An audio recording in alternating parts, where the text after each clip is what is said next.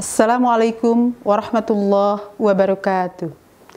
A'udzubillah, bismillah, alhamdulillah, wassalatu wassalamu ala khairi rasulillah wa ala alihi wa sahbihi wa mawalah. Ashhadu an la ilaha illallah wahdahu la syarikalah wa ashhadu anna Muhammadan abduhu wa rasuluh la nabiyya ba'dah. Allahumma salli wa sallim ala sayyidina Muhammad wa ala alihi wa sahbihi ajma'ina ila yaumil qiyamah.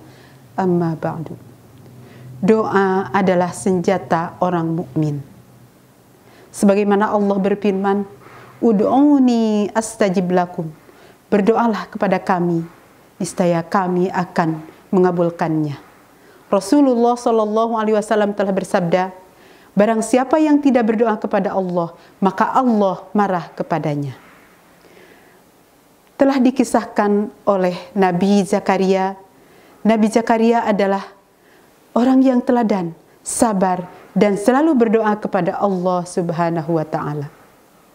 Nabi Zakaria adalah salah satu nabi keturunan dari Nabi Sulaiman. Nabi Zakaria mempunyai istri yang bernama Isha. Isha mempunyai seorang saudara perempuan yang bernama Hannah. Hannah adalah seorang istri dari Imron. Pada suatu hari, Hannah menginginkan mempunyai seorang anak, dan beliau berjanji atau bernazar, kalau saya mempunyai anak, akan diserahkan ke Baitul Maqdis atau ke rumah suci. Suatu saat, Hannah berdoa kepada Allah, ingin memiliki anak, dan Hannah pun mengandung anaknya sampai melahirkan. Sesaat setelah melahirkan, Hannah pun memberikan nama, yaitu Maryam. Karena Hannah sudah bernazar, kalau punya anak akan diberikan ke Baitul Maqdis atau diserahkan ke Baitul Maqdis, Hannah pun dengan rela menyerahkan anaknya itu ke Baitul Maqdis. Tapi apa yang terjadi di Baitul Maqdis? Para penjaganya atau pengurus Baitul Maqdis sangat berebutan, ingin semua memiliki, ingin semua mengurusnya, mengurus Maryam. Sehingga pada saat itu menggunakan atau melakukan undian. Siapa yang menang, dialah yang mengurusnya. Ternyata undian itu dimiliki oleh Nabi Zakaria. Alhamdulillah, Nabi Zakaria lah yang berhak mengurus Siti Maryam.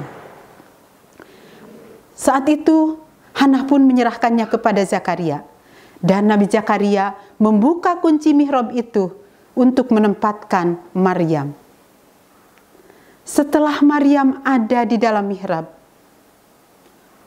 beberapa kali Nabi Zakaria itu melihat makanan yang ada di sisinya. Setelah melihat makanan itu, Nabi Zakaria heran, kenapa di sisi Maryam itu selalu ada makanan yang enak, selalu ada minuman yang enak. Padahal Maryam itu tidak pernah keluar, Maryam itu tidak pernah ketemu orang lain, dan Maryam itu tidak pernah ada yang menjenguknya. Akhirnya Nabi Zakaria pun bertanya karena saking herannya, "Wahai Maryam, dari manakah kau dapat makanan yang banyak ini? Dari manakah kau dapat makanan yang enak-enak ini?" Maryam pun menjawabnya, "Aku dapat makanan dari Allah. Karena Allah sangat penyayang, Allah sangat mengasihi kepada siapa yang dikehendakinya tanpa diminta." Melihat jawaban Maryam seperti itu, Nabi Zakaria pun termenung. Betul ya, bahwa Allah itu sangat sayang kepada siapa yang dikehendakinya. Tersirat di hatinya melihat Maryam seperti itu. Nabi Zakaria pun ingin mempunyai anak, karena Nabi Zakaria itu sudah berusia 120 tahun dan istrinya berusia 98 tahun. Nabi Zakaria pun berdoa, tidak ada yang mungkin kalau Allah sudah menghendaki, Allah pun akan mengabulkannya. Bahwa Allah akan mengabulkan doa siapapun yang dikehendakinya, asal doa itu dengan ikhlas dan doa itu dengan yakin Allah akan mengabulkannya. Nabi Zakaria pun berdoa kepada Allah, "Ya Allah, berilah aku keturunan yang baik. Ya Allah, berilah kami keturunan yang baik, anak yang soleh. Allah pun menyuruh malaikat Jibril untuk memberikan kabar kepada Nabi Zakaria. Malaikat Jibril